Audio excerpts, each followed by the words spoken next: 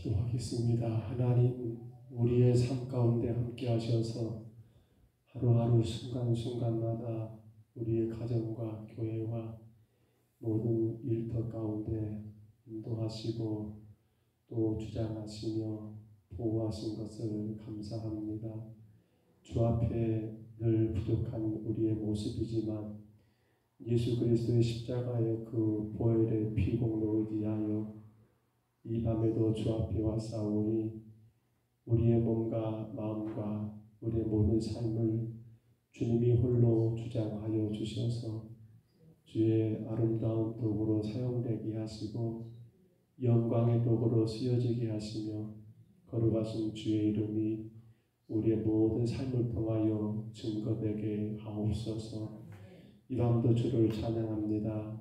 찬양 가운데 임하셔서 오직 홀로 영광을 받아 주옵시고 예비한 우리의 심령 가운데 성령의 충만한 은혜가 있게 하시며 주의 진리의 말씀을 받을 수 있는 귀한 옥토와 같은 마음이 되게 하여 주옵소서. 인도하심을 감사하고 예수님 이름으로 간절히 기도하옵나이다. 아멘. 우리 찬송가 405장이죠. 405장입니다.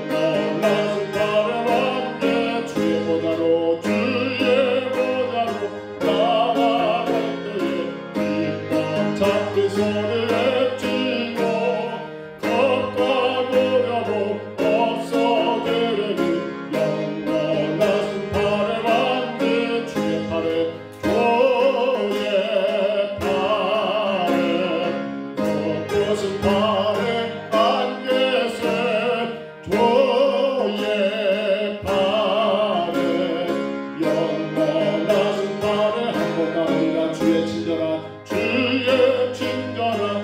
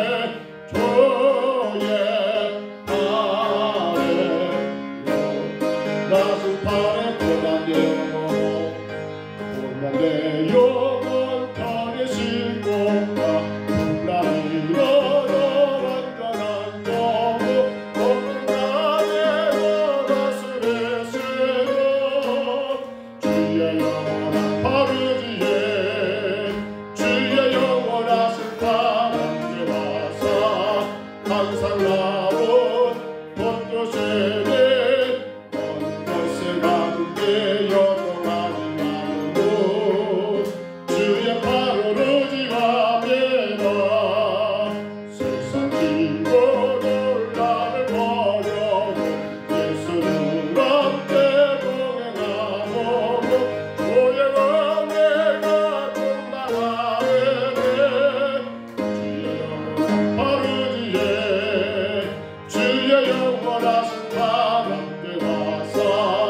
항상 나로 헛것에 어느 곳에 가는데 여동하지 않고 주의 팔을 지갑에나 나의 믿음이 연약해도 우리의 비람임을 주시고 주의 은혜로 완보하시고 주의 영원한 바르지에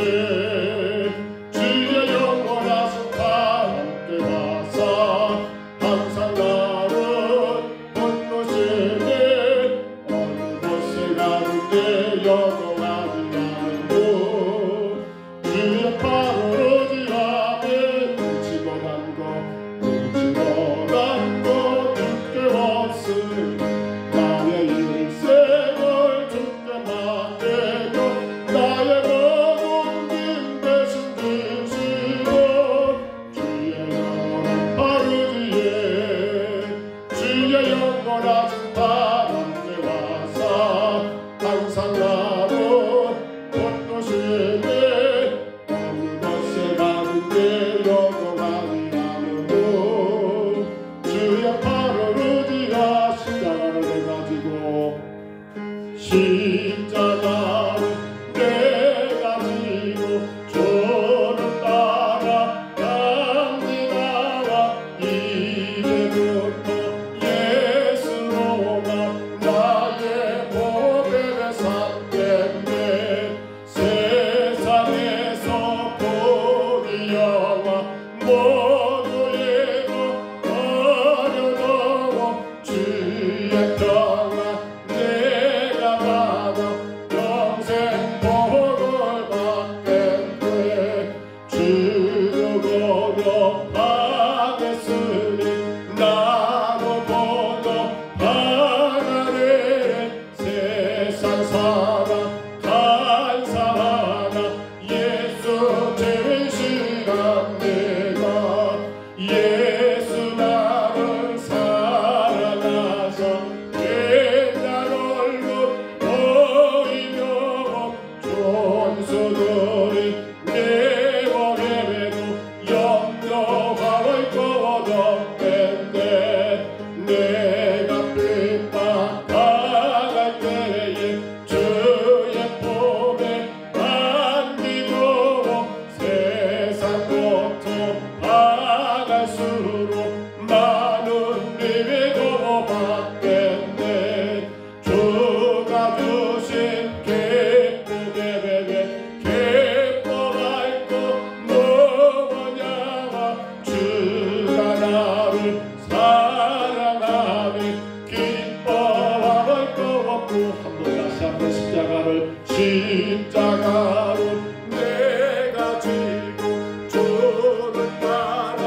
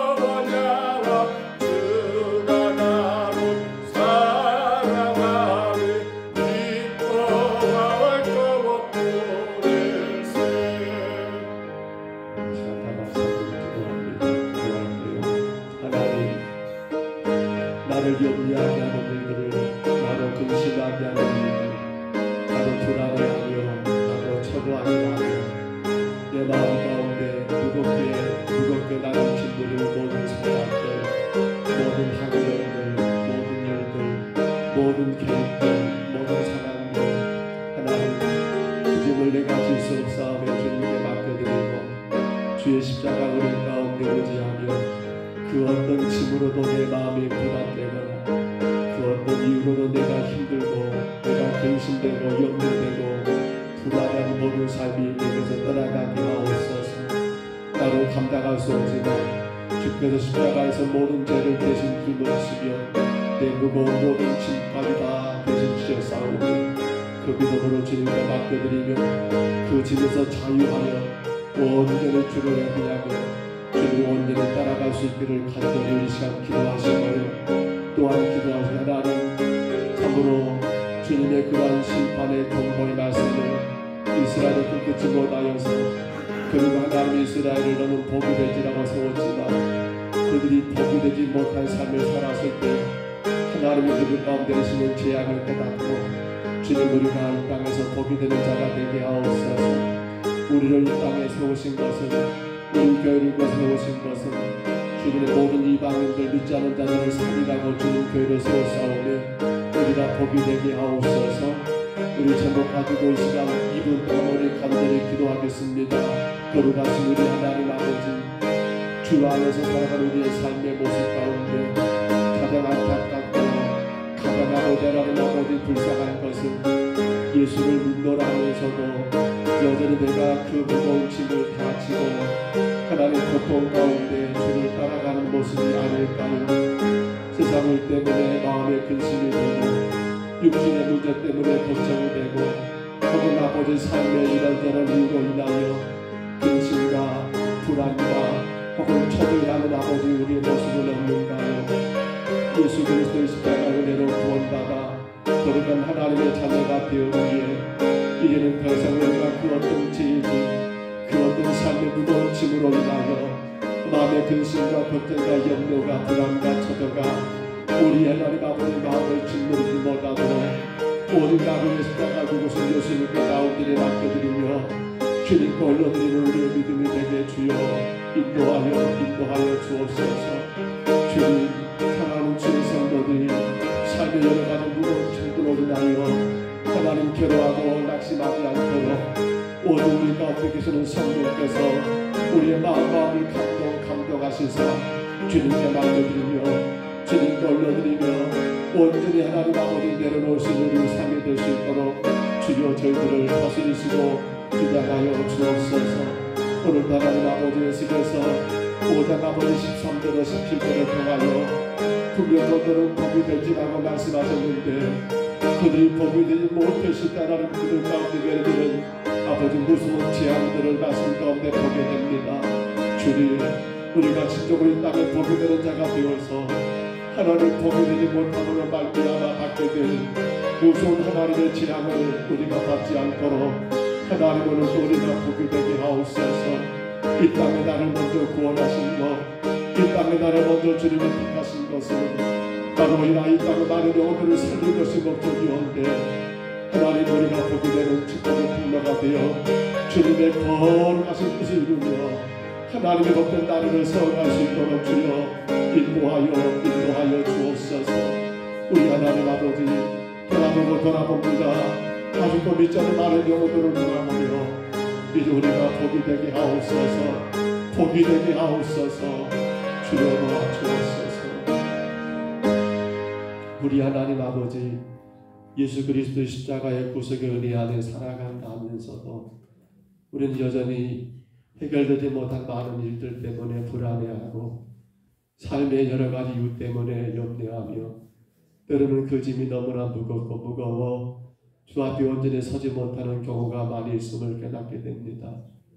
주께서 십자가에 죽으심으로 우리의 모든 죄를 사하시며 우리를 거룩한 주의 자녀 삼으실 때는 우리 하나님 아버지 모든 마음의 근심까지라도 우리 힘으로 감당할 수 없는 무거운 짐까지라도 주께 하나님 아버지 아뢰며 주께 하나님 아버지 고백하며 간구할 때에 주께서 이미 다 맡으시고 주께서 주의 선하신 뜻대로 하나님 인도하심을 분명히 깨닫는 우리의 믿음이 되게 하여 주옵소서. 주께서 다 맡으심에도 불구하고 여전히 그 짐을 내가 지면서 힘들어하는 미련한 우리 신앙이 되지 않도록 주여 저희들을 주 앞에 엎드리고 또 엎드리는 그 믿음 허락하여 주옵소서. 오늘도 이 세계를 통하여 주님, 우리는 세상에 복이 되기로 하나님께서 이렇게 먼저 예수님 십자가 은혜로 구원하셨건만 그러나 주님 아버지 이스라엘 백성들을 바라볼 때 복이 되어야 할 저들 그래서 이방 가운데 나라를 세웠는데 복이 되지 못했을 때 하나님의 저들 가운데 임하시는 무서운 재앙을 오늘 하나님 짤막한 13절로 17절의 말씀을 통하여 깨닫고자 하오니 성령님 이것은 단순하게 이스라엘의 문제가 아니요 이것은 오늘 주께서 우리를 이 땅에 복이 되도록 먼저 하나님의 택하여 주의 백성 삼으셨건만 우리가 복이 되는 삶을 살지 못했을 때에 복이 되지 못했을 때에 우리에게도 이와 같은 무서운 재앙이 있음을 이와 같은 무서운 하나님의 진노가 있음을 하나님 깨닫는 은혜의 시간 되게 하여 주옵소서. 참으로 원하옵기는 사랑하는 주의 성도들이 주 앞에 예배할 수 있는 이때를 귀하게 여기며 감당하게 하옵소서. 세상의 많은 일들로 인하여 피곤하고 또 아버지 이런저런 이유 때문에 주를 예배할 수 없는 그러한 상황도 있겠지만은 그러나 성도에게 하나님 귀한 복이 주를 예배하는 복임을 깨닫고 하나님 앞에 온전한 예배자들로 살아가는 우리 평동서북교회가 되게 하여 주옵소서.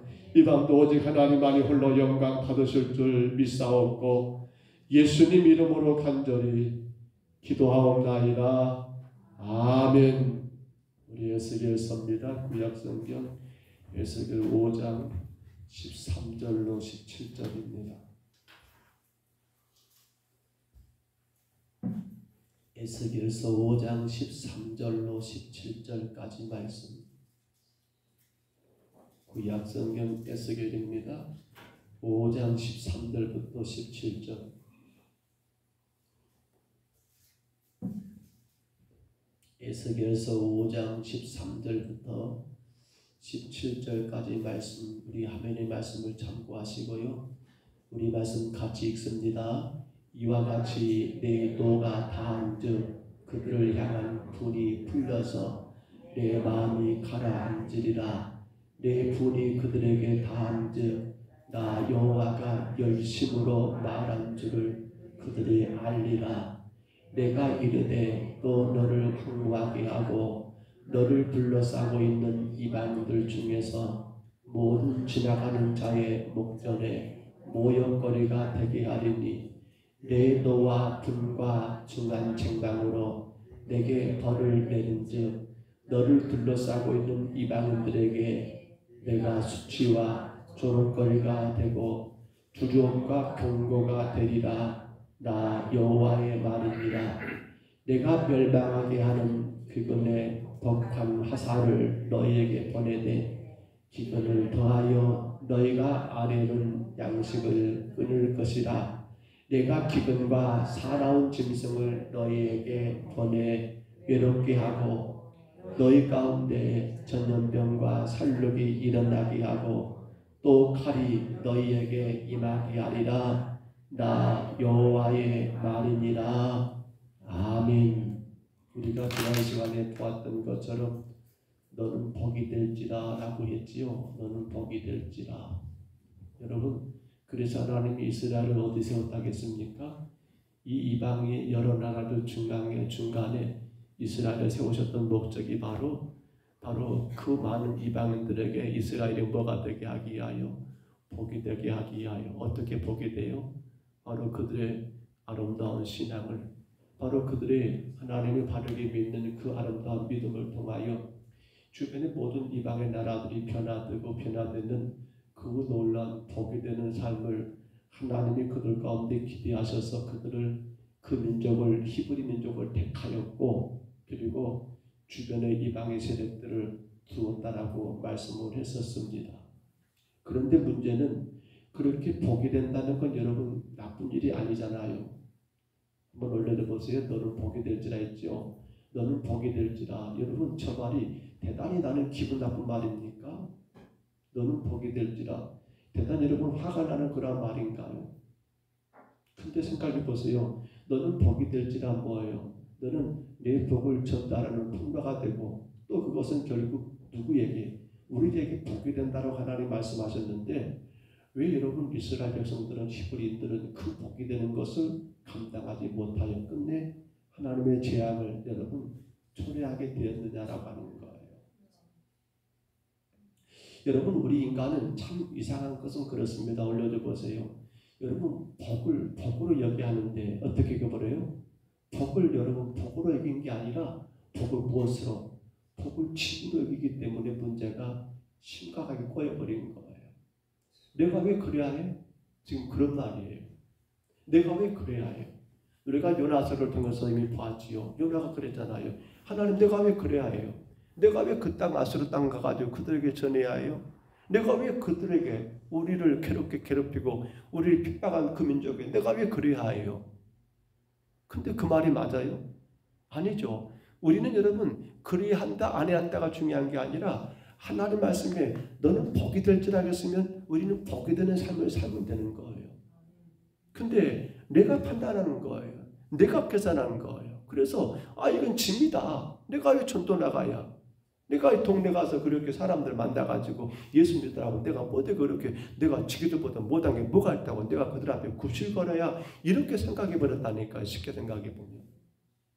그러니까 복을 여기지 않고 무엇으로? 복을 짐으로 여기기 때문에 결국에는 지금 뭐가 되어버린 겁니까?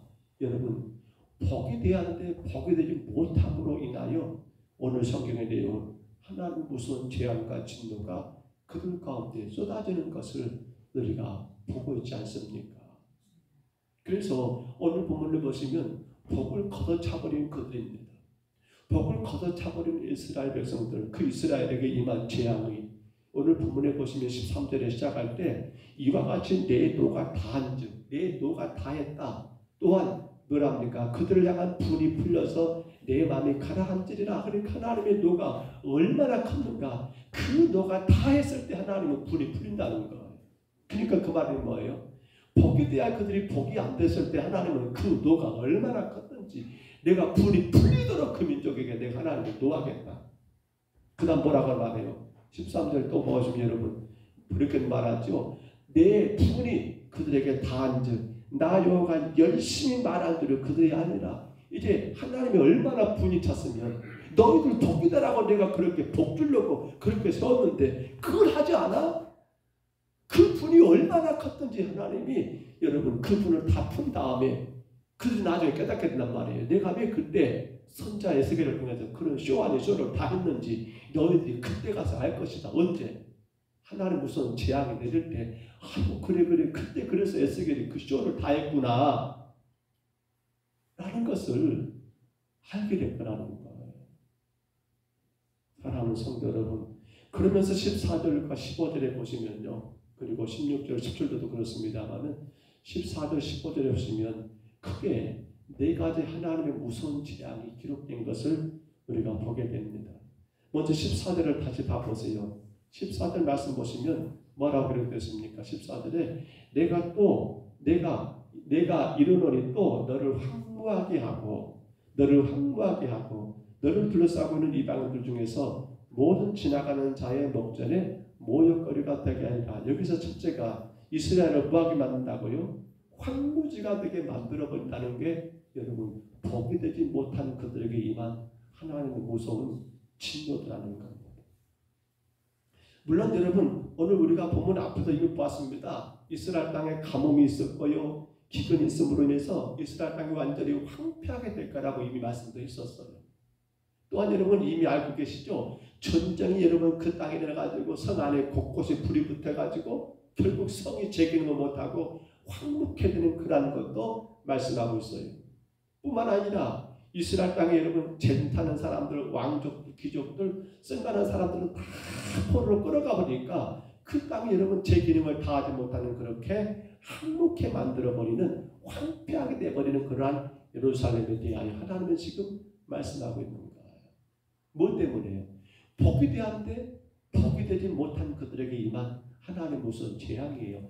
황무케 아니라 황무지가 되게 됩니다. 사람이 살 수 없는 그러한 땅으로 하나님 만들어버리겠다는 거예요. 그런데요, 사실 여러분 이것은 단순히 어떤 외적인 무슨 말이 아니에요.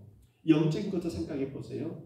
이 말은 또 무슨 말입니까? 한복한다는 말은 영적인 의미로 더 이상 예루살렘이 하나님을 제사하는, 우리 말하는 예배하는 것을 못하게 만들어버리겠다는 거예요. 예배가 여러분 그렇게 폐해버리는 그러한 상태로 만들어버리겠다는 것. 그래서 더 이상 예배가 없으니까 그들이 하나님의 말씀을 들을 수가 없는 거예요. 그게 바로 진정한 뭡니까? 황묵해 돼버리는 모습이라는 겁니다. 우리는 지난 코로나가 시작되면서 교회 앞밖에 많은 사람들이 예배에 대한 말들이 많았어요. 교회 안에서는 예배가 왜 중단된다냐, 예배를 왜 축소시킨다냐, 왜 예배를 숫자적으로 제한한다냐는 말이 많았고, 교회 밖의 사람들은 왜 교회가 예배 들어가지고 저렇게 확진자가 더 큰다냐라고 말이 설참이 많았잖아요. 그때 여러분 생각해 보셨습니까?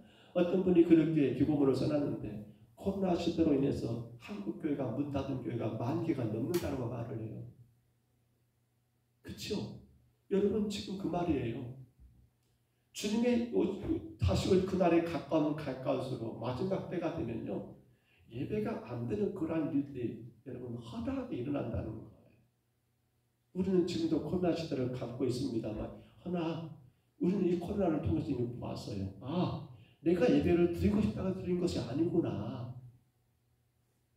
내가 예배를 드리고 싶어도 국가가 예배를 제한해버리니까 못하는 거라는 걸 이미 봤단 말입니다. 그런데 문제는 여러분 앞으로는 어떨까요? 앞으로는 저는 더 심각할 거라고 봅니다. 이것은 바로는 성경이 지금 그렇게 예언하고 있는 거잖아요. 뭐가 한국게 되는 거예요? 여러분 예배가 안 되는 거, 성도에게 예배가 안 된다는 뭐예요? 하나님과의 관계가 끊어진 거예요. 늘 말하지 않습니까? 예배가 무너지면 다 무너진다고. 오늘 본문도 그거예요. 여러분 한국게 되니까 그 다음에 나온 게 뭐예요? 모욕거리가 되고 조롱과 수치거리가 되고, 그리고 나중에 두려움과 여러분 그런 경고가 된다는 건요, 그 출발점은 어디예요? 바로 영적인 제사, 영적인 한무지, 즉 예배가 여러분 안 돼버리는 그런 경우로 인해서 그 다음에 줄줄이 사탄격으로 그렇게 이어져 나오는 것이 그 시대의 가장 심각한 문제들이라는 겁니다. 근데 안타까운 것은 사탄은 여전히 그렇습니다. 교회가 예배하는 것을 가장 싫어합니다. 예배가 어떻게든 사탄은 방해하려고 무진정 애를 씁니다. 근데 이것을 성도들 우리가 바르게 알고, 내 생활 가운데 주님과 예배가 끊어진다는 건 뭐예요? 내가 하나님께 예배하지 않는다는 뭐예요? 내 영혼이 항무지가 된단 말이거든요. 항무지가 된단 말이에요. 황묵해 되리라, 황묵해 되리라. 왜요? 그 땅에 제사가 없고요. 그로 인한 하나님의 말씀이 여러분 그들 가운데 선포되지 않으니까 그들의 영혼은 항무지가 되어서 포로로 끌려가고 또 문제입니다만, 더 큰 문제는 그들의 영적인 상태가 완전히 제로가 되어서 전혀 하나님과 관계없는 그런 사람들로 변절되어버리는 그 모습이 여러분 항무지가 아니겠습니까? 사랑하는 성도 여러분, 여러분의 예배 생활을 늘 생각하셔야 합니다. 목사가 왜 예배 뭘 예배를 그렇게 강조한다냐? 예배가 무너진다고 생각해 보셨습니까? 자연스럽게 여러분 예배가 무너지면 우리 영혼은 항무지가 된다니까요. 황폐하게 돼버려요. 그나마 저와 여러분이, 저는 늘 그 생각합니다. 아무리 내가 나를 생각해봐도 하나님이 나 같은 거 쓸 이유가 하나도 없는데 하나님이 나를 버리지 않는 이유가 뭘까라고 생각해볼 때 저는 늘 그 생각 하나가 딱 있는 게 그거예요. 그나마 새벽 예배 좋아하니까. 모르겠어요. 저는 그렇게 생각을 해요. 예배가 좋으니까. 다른 건 없어요. 뭐 잘났고 똑똑한 것도 없고요. 그러잖아요. 근데 하나님이 그나마 저와 여러분을 아직까지 포기하지 않고 그님의 선택 가운데 우리를 끌고 가신 목적을 바라 이유가 있다 한다면 그나마 주를 예배하는 것, 그 예배가 있기 때문에. 모르겠어요. 어떤 분들은 일주일에 한 번일 수 있고, 어떤 분들은 일주일에 2번일 수 있고, 어떤 분들은 3번, 4번, 10번일 수 있겠고요. 근데 그 예배가 하나님과 우리 끊이잖아요. 예배가 없다고 생각해 보세요. 무엇으로 우리가 하나님과 교제합니까? 교통합니까? 없잖아요. 마지막 때입니다, 여러분. 사탄은 무슨 일을 써서라도 성도들의 예배를 제한시킬 거예요. 어떻게든 예배를 여러분 피하게 만들 거예요. 그래서 우리들의 영혼이 황폐하게 만들어버릴 거예요. 이때가 지금입니다. 이때가 지금이에요. 우리는 정신을 차려야 해요. 이거 뭐 예배에 한번 빠진다고.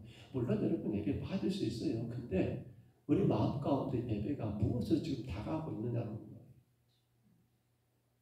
여러분의 필요에 따라 선택할 수 있는 겁니까? 물론 사정은 다 있어요. 어쩔 수 없는 경우도 많지. 그러나 우리는 분명히 기억해야 합니다. 예배가 무너지면 다 무너져요. 신앙생활 무엇으로 여러분 이어가십니까? 예배가 아니면 무엇으로 이어갈 수 있어요? 안 돼요. 기도요? 사실 저는 기도보다 더 먼저가 예배예요. 예배가 안 세워지면 기도도요. 어떤 기도가 돼요? 자기 멋대로가 돼요. 자기 목적이 위한 기도밖에 안 돼요. 근데 오늘 하나님은 이스라엘 땅에 황무하게 만들어버리겠다. 그 황무지가 뭡니까? 바로 예배입니다. 예배가 그 땅에서 이루어지지 못하게끔 다 쫓겨나고. 또 봐보세요. 14절에 봐버렸습니다만 말씀 가운데 다시 보시면 자 황무하게 되고 또 그 다음 뭐라 했습니까? 너를 둘러싸고 있는 이방인들 중에서 모든 지나가는 자의 목전에 뭐가 되게 한다고요? 모욕거리가 되게 한다. 모욕입니다. 모욕이에요. 그 말이 뭐예요? 모욕이란 말은 여러분 어떤 면에서 그 다음에 나온 게 수치라는 말이 나오거든요. 수치가 나와요. 수치와 모욕의 차이가 뭐예요? 모욕은 내적으로 당하는 거예요. 내적으로. 우리가 모욕감을 느꼈단 말 쓰지요. 그 말이에요. 내적으로. 수치는 뭐예요? 외적인 거, 외적인 거. 특히나 여기 모욕이란 말은 성적인 수치심입니다. 뭐예요? 발가 벗겨버린다는 거예요. 발가 벗겨버린다. 뭐 이상하게 생각하지 마세요. 그 말이 뭐 말입니까? 예배가 여러분 폐해지고 성도들에게 하나님의 말씀이 끊어져 버리면 어떻게 됩니까? 그 자체가 사실 우리는 발가 벗은 것과 똑같다는 사실이에요. 아담과가 범죄했습니다.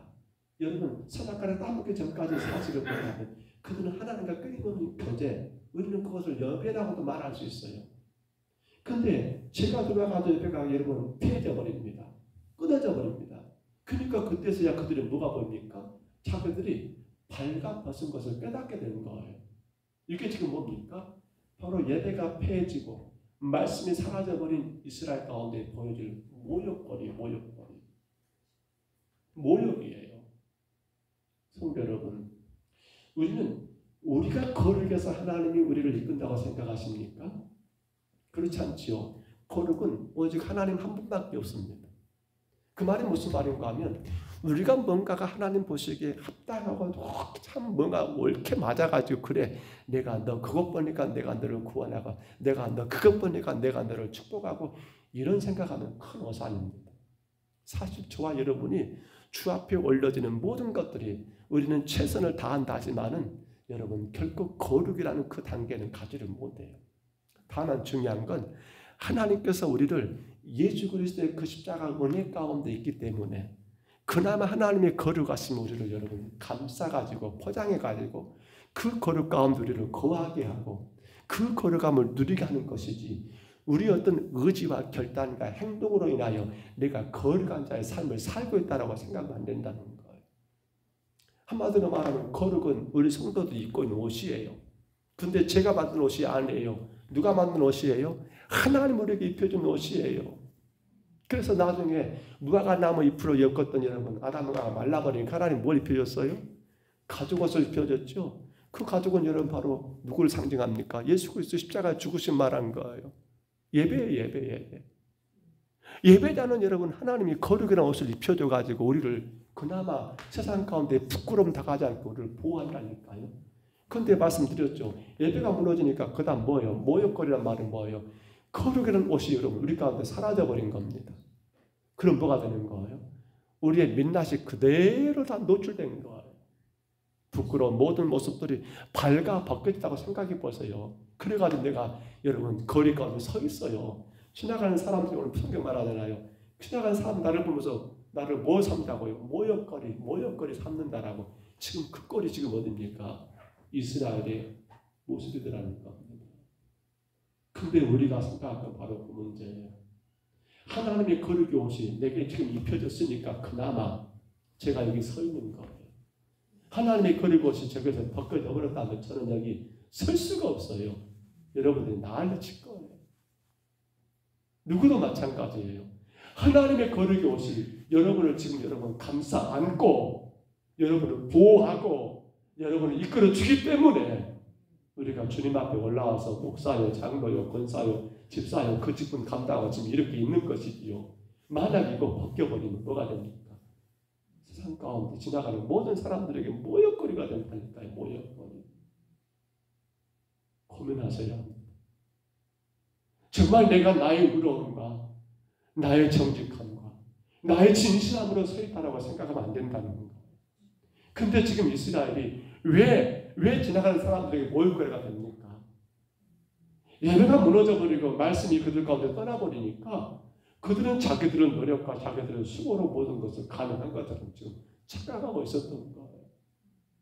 하나님의 그 민족을 그나마 거룩 것으로 그들을 품어주시고 모든 이방의 것들로 하여금 부어줬기 때문에 그나마 그 민족이 살았었는데 근데 예배가 무너져버리니까 말씀이 떠나버리니까 이제는 그들이 입었던 옷을 하나님이 벗겨버린 거 아닙니까? 거룩의 옷을 하나님이 이스라엘에 벗겨버렸으니 그들의 부끄러운 모욕거리 완전히 발가벗긴 상태에서 지나가는 사람들이 볼 때마다 아이고 저 사람 참 이상하네. 사랑하는 여러분, 우리가 하나님의 그 거룩의 은혜가 얼마나 큰가를 깨달았어야 합니다. 절대로 착각에 빠지면 안 됩니다. 내 노력과 내 수고와 내가 남보다 뭔가 더 잘하는 그것이 마치 의가 된 것처럼 착각하면 안 된다는 거예요. 우리는 예수 그리스도의 십자가의 그 거룩의 옷으로 우리 하나님 우리를 덮어줬기 때문에 내 죄와 내 허물과 내 추한 모든 것들이 가려진 것이 뿐이지요. 이 거룩의 옷을 벗겨버리면 어떻게 됩니까? 바로 지나가는 자들에게 모욕거리가 바로 그 말이에요. 또 넘겨서 보십시다. 이제 15절 봐보세요. 세 번째로 뭐라 합니까? 15절 내 노와 분과 중한 책망으로 내게 벌을 내린 즉 너를 둘러싸고 이방인들에게 어쩐다고요? 수치와 조롱거리가 되게 한다. 앞서서는 모욕거리였습니다. 이제는 수치와 조롱거리입니다. 모욕은 내적으로 당하는 것이라겠죠. 그러나 수치와 조롱은 외적으로 사람들이 직접적으로 나를 손가락질 하면서 욕하고 막 비난하고 그렇게 쏟아붓는 것이 바로 수치와 조롱이 된 거예요. 이제 공개적인 거예요. 그러니까 이방인들이 그런 거예요. 야 이스라엘 저 예루살렘 성전 그렇게 화려하더니만 참 꼴 좋다. 거기 안에 완전히 불바다가 돼버리고 모든 게 다 무너져버리고 무너진 걸 보면서 여러분 그냥 모욕으로 끝나는 게 아니라 한 걸음 더 나가서 그들은 이제 어떻게 하는 거예요? 욕하고 잘못하면 여러분 받기도 하겠죠. 그렇게 모욕거리가 돼버리는 거예요. 돌아오는 주일 마지막 성령의 이야기의 절절을 준비하면서 아마 삼손의 이야기를 제가 준비하고 있는데요. 근데 삼손이 사실은 그렇지 얼마나 수치와 조롱거리가 됩니까? 마지막 그 삼손의 마지막 죽음의 상태 아시죠? 나하실인이라고는 하나님의 사람이 하나님의 특별하게 구별한 사람이에요. 그런 나하실인이 뭐가 됩니까? 여러분 사람들 앞에 조롱거리가 돼요. 아니 저 삼손 아니야? 그 힘센 삼손이 어째 저렇게 됐어? 비웃으면서 사람들은 여러분 삼손이 소나 여러분 나귀가 끌어야 그런 여러분 연자매트로 돌리는 그 모습 보면서 얼마나 또 조롱하고 조롱했을까? 왜 그래요? 왜 그럽니까? 그렇습니다. 삼손의 그러한 여러분 수치와 조롱거리가 된 것은 그렇죠. 그가 나하실로서 하나님의 거룩의 옷을 입고 하나님과 관계를 이어가야 하는데 그렇지 않고 자기 멋대로 살아버리니까 결국은 그꼴 난 거 아닙니까? 그러나 똑같은 상황에 처했었습니다. 다니엘과 그 친구들도 물론 지금 이 시간 이후에 포로로 끌려가게 된 거죠. 지금 이때가 좀 지난 것 같아요. 근데 그들은 여러분 절대로 수치와 조롱거리, 모욕거리가 안 돼요.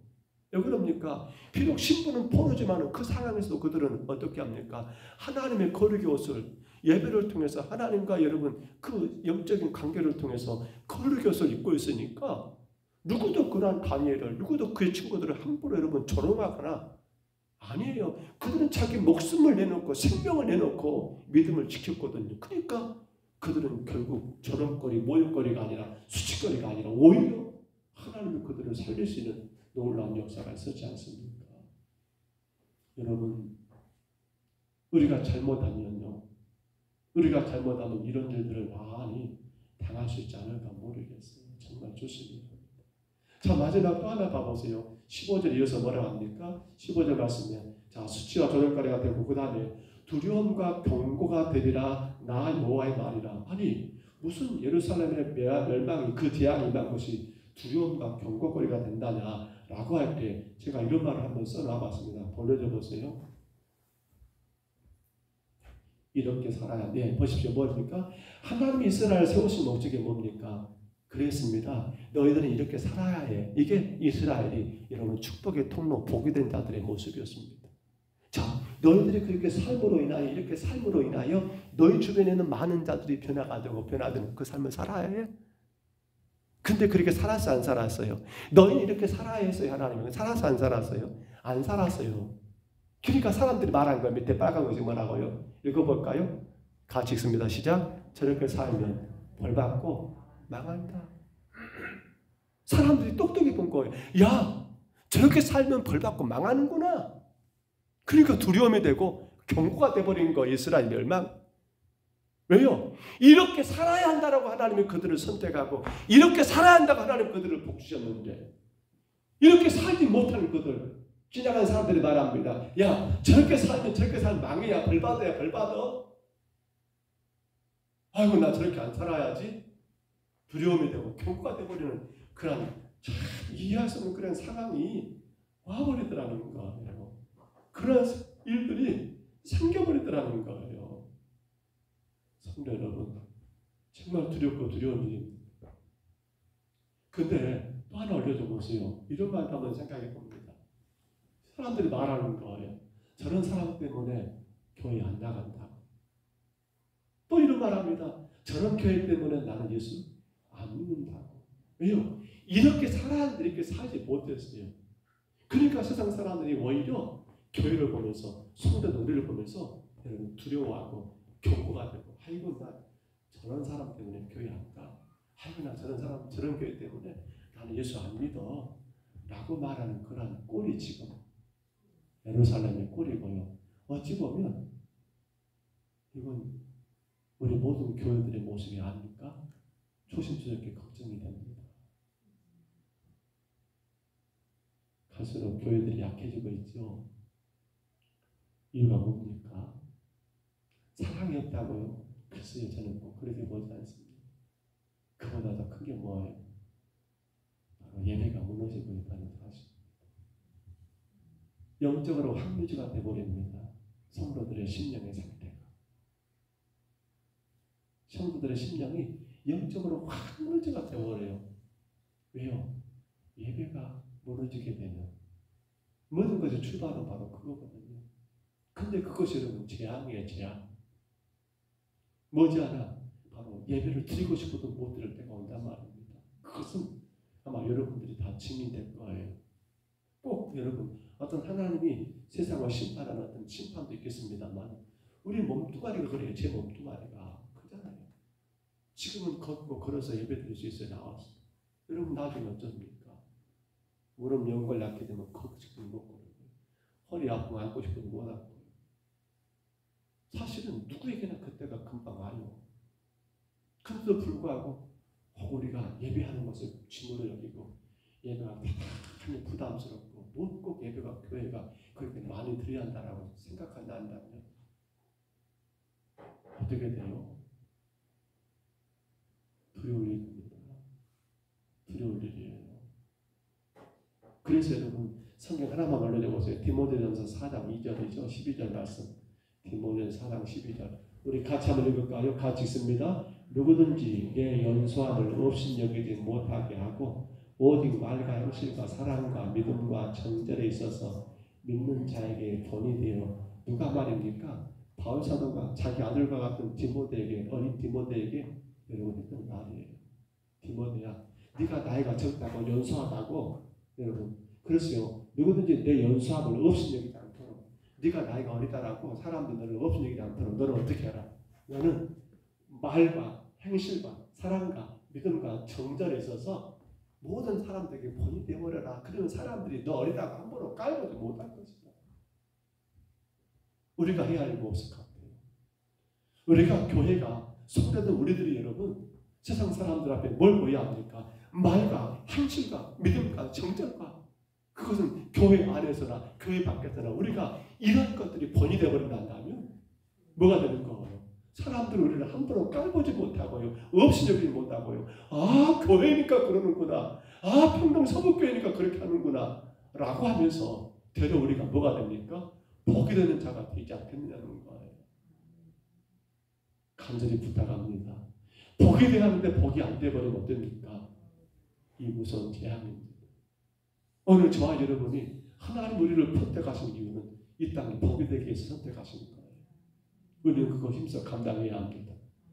그래서 교회가 할 일이 뭐예요? 오늘 새벽에 제가 원칙과 테크닉이라는 이야기를 잠깐 썼습니다만 원칙이 뭡니까? 그래요. 바로 하나님이 이 땅에 교회가 이 땅에 복이 되도록 세웠단 말입니다.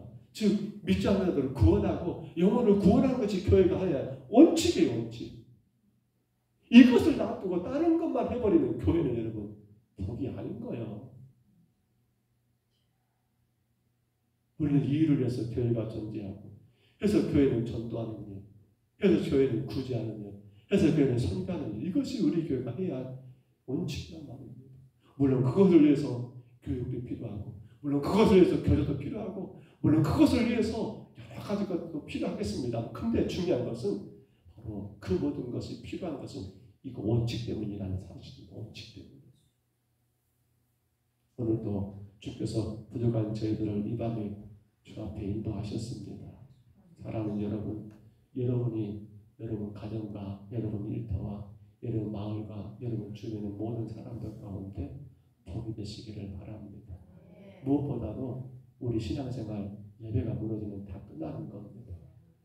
예배가 무너지면 다 끝나는 것입니다. 예배 생활이 여러분에게 얼마나 귀한가를 여러분 꼭 깨달으시고 정말 가는 가수로 사탄 교회로 예배 못하게 하는 일들이 더 많을 거예요. 어떤 사람에도 우리는 주님 앞에 예배하는 그러한 건강한 신앙으로 하나님 앞에 온전히 복이 되고 우리 삶의 영혼이 축복이 되는 그 아름다운 은혜를 오늘 저와 여러분의 마음껏 누리시기를 주의 이름으로 축복합니다. 주의 이름으로 축원합니다. 우리 하나님 아버지 감사합니다. 부족한 저희들을 사랑하셔서 인도하시니 감사합니다. 주님 예루살렘이 그렇게 성전은 화려하고 수많은 아버지 제사가 있었다 할지 모르지만 그러나 그 땅의 아버지 하나님 예배가 하나님 사라짐으로 아버지 예배가 사라짐으로 오히려 하나님 다르게 예배하지 못함으로 말미암아 그 나라가 완전히 망하여 아버지 모욕거리 수치와 더러움거리 아버지 두려움과 경고거리가 되어버린 것을 말씀 가운데 저희들 보았습니다. 우리 하나님 복이 되라고 저희들을 부르셨사오니 우리가 복이 되는 삶을 살 수 있도록 도와주시되 무엇보다도 온전한 예배자들로 주님과 늘 교통하며 주의 은혜와 능력 가운데 이 땅의 수많은 생명들을 주기로 인도하는 진정한 복이 되는 자들의 삶을 살아가게 도와 주옵소서. 어떤 상황이 온다 할지라도 주님과의 아름다운 언약의 관계 예배자의 그 삶을 포기하지 말게 하시고 무엇보다도 내 삶의 우선순위가 예배가 되어서 날마다 도우시는 주의 은혜와 능력 가운데 거하여 거룩의 옷으로 우리를 덮어주시고 보호하시는 그 은총 가운데 살아가는 저희들 되게 하여 주옵소서. 이 밤도 주 앞에 왔사오니 사랑하는 주의 종들을 기억해 주시고 하나님 영광만 되게 하여 주옵소서. 예수님 이름으로 간절히 기도하옵나이다. 아멘. 이제 10월달 두 번째 주일이 돌아옵니다.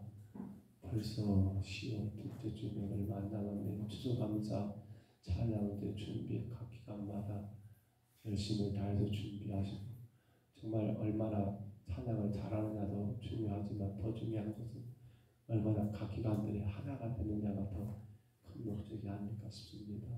또한 각 구역마다 우리 구역의 배신자들을 꼭 품으시고 한 주에 한 번씩은 꼭 좀 전화하셔서 그렇게 여러분 전도할 수 있기를 부탁을 드립니다. 남전도의 당일치였죠. 월요일날 창성호 수련길 드레킹을 잘 마쳤습니다. 감사하고요. 교회 안에 아름다운 교회가 더 풍성할 수 있기를 간절히 바랍니다. 국민당 신봉산이죠?